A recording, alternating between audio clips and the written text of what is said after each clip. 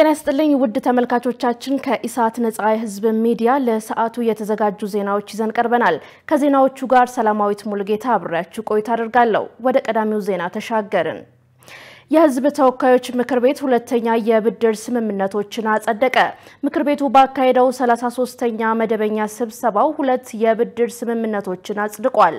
የመንግስት ዋና ተጠሪ ሚኒስትር ዶክተር ተስፋዬ በልጅጌ በኢትዮጵያ የፌደራል ዲሞክራሲያዊ ሪፐብሊክና በአረብ ባንክ ለአፍሪካ ኢኮኖሚ ልማት መካከል ለተቀናጀ የውጤታማ ግብርና ኢንዱስትሪ ፓርክ ልማት ለወጣቶች ስራ እድል ፈጠራ ፕሮጀክት ማስፈጸሚያ የተደረገውን የብድር ስምምነት ለማጽደቅ የቀረበ ረቂቅ አዋጅን በተመለከተ ማብራሪያ አቅርበዋል።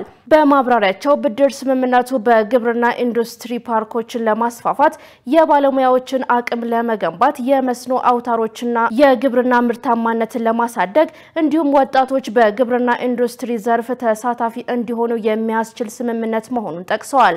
ሚኒስትሩ አክሎም በኢትዮጵያ ፌደራላዊ ዲሞክራሲያዊ ሪፐብሊክና በዓለም አቀፍ የልማት ማህበር መካከል ለሴቶችና ልጃገረዶች በጤና የተቀናጀ ጠንካራና በፈጠራና በቴክኖሎጂ የታገዘ አገልግሎት አሰጣጥን ለማሻሻል የቀረበውን የብድር ስምምነት ለማጽደቅ የቀረበ ረቂቅ አዋጅን አስመልክቶ ገለጻ አቅርበዋል። ስምምነቱ በጤናው አገልግሎት ዘርፍ ጥራትና ተደራሽነትን ለማስፋት በሴቶች ቅድመ ወሊድ ላይ ተጽዕኖ የሚያሳድሩ ችግሮችን ለመፍታት የአየር ንብረት ለውጥን የሚቋቋሙ ምቹ የጤና ተቋማትን ለመገንባትና የጤናውን ዘርፍ ተደራሽ ለማድረግ ያለመ ስምምነት መሆኑን አቅርበዋል። በኢትዮጵያ ፌደራላዊ ዲሞክራሲያዊ ሪፐብሊክና በአረብ ባንክ በአፍሪካ ኢኮኖሚ ልማት መካከል ለተቀናጀ የውጤታማ ግብርና ኢንዱስትሪ ፓርክ ልማት ለወጣቶች ስራ እድል ፈጠራ ፕሮጀክት ማስፈጸሚያ የተደረገውን የብድር ስምምነት ለማጽደቅ በቀረበው ረቂቅ አዋጅ አሳታፊነትና ተጠቃሚነትን በተመለከተ ከምክር ቤት አባላት ለተነሱ ጉዳዮች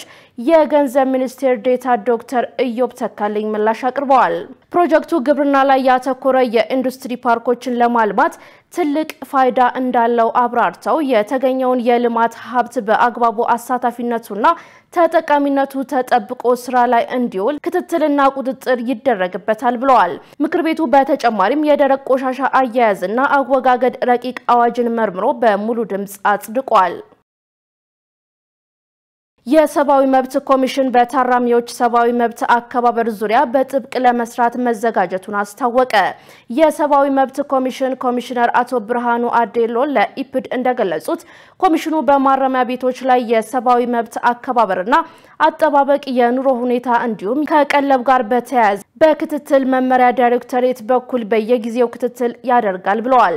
በክትትል ሂደቱ ከጊዜ ወደ ጊዜ የሚበረታታ ለውጦች ቢኖርም ከቀለብና ከበጀት ጋር በተያያዘ ለሚነሱ ጥያቄዎች ትኩረት ሊሰጥባቸው ይገባል ብለዋል። ክትትልና አሰሳ በመናደርግበት ወቅት ከሚስተዋሉ ችግሮች አንዱ የይቅርታ አሰጣጥ ሂደት ነው ያሉት ኮሚሽነሩ በሁሉም ቦታ ወጥ አሰራር እንዲኖር በትኩረት እየሰራ ነው ሲሉ ገልጸዋል። ኮሚሽኑ በመጪዎቹ ጊዜያት በታራሚዎች ሰብአዊ መብት አከባበር ዙሪያ በጥብቅ ለመስራት መዘጋጀቱን ተናግረዋል።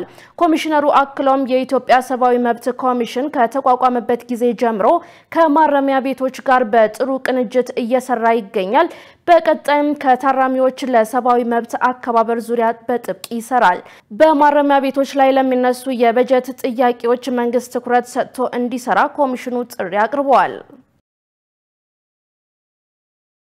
በመዲናዋ 87 አዲስ የተርሚናል ኢንተርፕራይዞች ተደራጅተው ወደ ስራ ሊገቡ ነው ተባለ።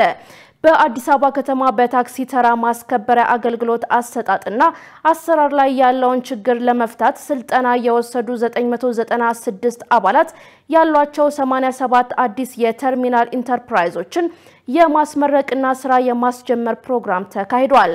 በዘርፉ የሚስተዋለውን ችግር ለመቅረፍ ባወጣው ደንብ መሰረት የአዲስ አበባ ከተማ ስራና ክህሎት የትራንስፖርትና የሰላምና ጸጥታ ቢሮ ጋር በጋራ በመሆን ወጣቶችን የመመልመል የማሰልጠንና የማደራጀት ስራ መስራታቸው ተጠቁመዋል። በምክትል ከንቲባ ማረግ የአዲስ አበባ ከተማ ስራና ክህሎት ቢሮ ኃላፊ አቶ ጥራቱ በየነ በተርሚናሎች ላይ ስርቆትና የጸጥታ ስጋት የሚስተዋልባቸው በመሆኑ ይህንን የሚቀይር የአሰራር ስርዓት ተግባራዊ ማድረግ ማስፈለጉን ጠቁመዋል። ስራው በቋሚነት የሚቀጥል ሳይሆን ወጣቶች በቀጣይ 2 ዓመታት ውስጥ ከሚያገኙት ገቢ ቆጥበው የመሸጋገር ኃላፊነት እንዳለባቸው አንስተው በነገው ዕለትም ከ200 በላይ ነባር ተራ አስከባሪዎችን ስልጠና መስጠት እንደሚጀምር ገልጸዋል።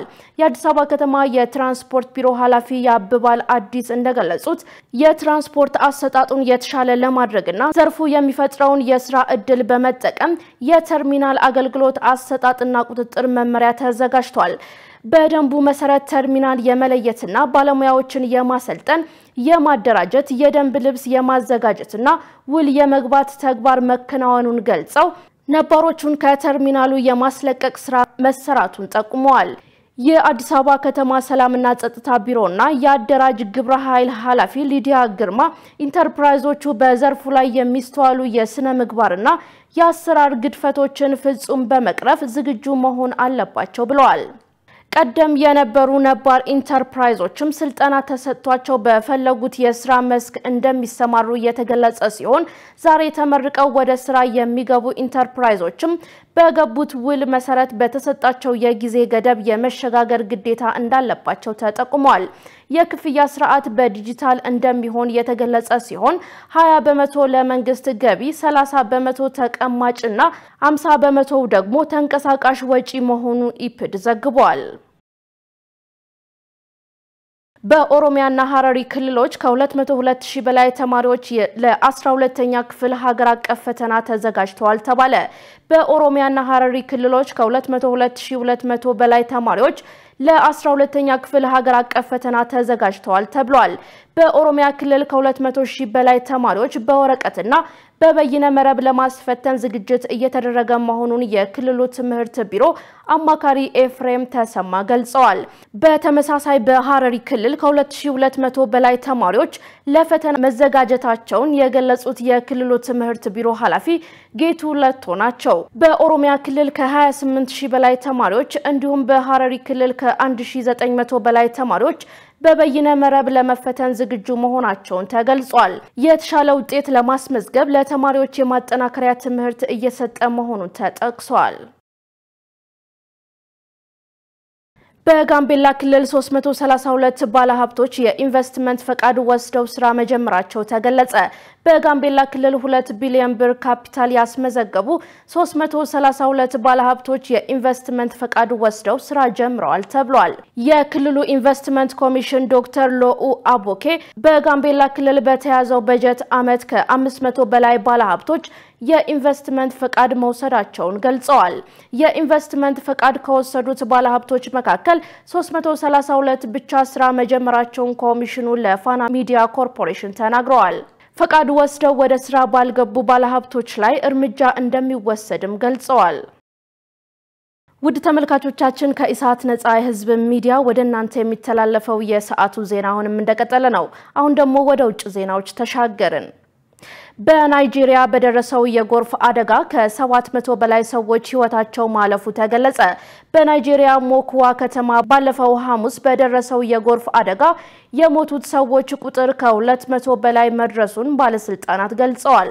በማዕከላዊ ኒጀር ግዛት ውስጥ ደግሞ ሌሎች 500 ሰዎች አሁንም ጠፍተዋል ሲል የአካባቢው ባለስልጣን ሙሳ ኪምቦኩ ተናግረዋል። የነፍስ አድን ጥረቱ ቆሟል፣ ምክንያቱም ባለስልጣናት እስካሁን በህይወት ማንም ሊገኝ ባለመቻሉ የተነሳ ነው ሲሉ ተደምጠዋል። አካባቢው በሽታን ለመከላከል በሚደረገው ጥረት ባለስልጣናቱ በቅርቡ ከመሬት በታች የቀረቡ ሰዎችን አስክሬን ማውጣት እንደሚጀምሩ የሞኩዋ ወረዳ ኃላፊ ሙሐመዱ አሊ ተናግረዋል።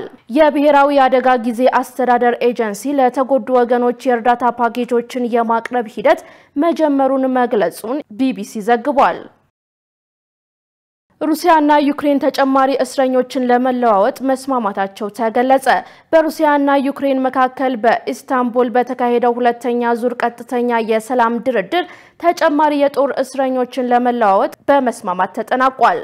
የዩክሬንና የሩሲያ ልኡካን ድርድር 3 ዓመታት የዘለቀውን ጦርነት ማስቆም በሚቻልበት ሁኔታ ላይ ሳይስማሙ ድርድሩ ተቋጭቷል። በዚህ ሁለቱም ወገኖች ተጨማሪ እስረኞችን ለመለዋወጥ ብቻ ነው ከስምምነት የደረሱት።